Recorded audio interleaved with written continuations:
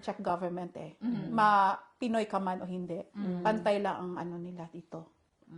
Pantay-pantay lang po yun. Pantay-pantay. Basta may employee card ka, syempre. Yes. Yung mga Pinoy na Correct. nagtatrabaho sa mga factory natin Yes. dito. That time na, paano po yun? 1 year ako nagtrabaho, tapos nakatanggap ako for the first year in tax. And then the second year ko, lumipat ako ng ibang company. Ano pa po yun? Bagong computation na po yung kagaya po ng sinabi niyo. Oh, bagong computation. Pero, mostly, for example, mga big companies, hihingiin nila yung taxable income mo for last year. Meron naman po tayong record na every year na Oo, pero, kung magsabi sila na, sige kami yung magfa-file, sila magfa-file. Opo, pwede. Pero kung walang sinasabi, Pwede lapit ko kayo sa akin. And then pwede ko po mag-request ng record na sa company mo, di ba? Yes.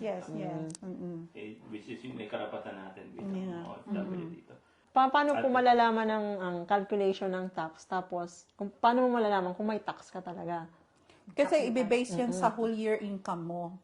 So, makita ko yung whole income mo, tapos, okay, ito yung i-base yan, yung whole income mo, at saka yung whole tax na binayaran mo for the whole year. Ayos. So, doon i-base. Tapos,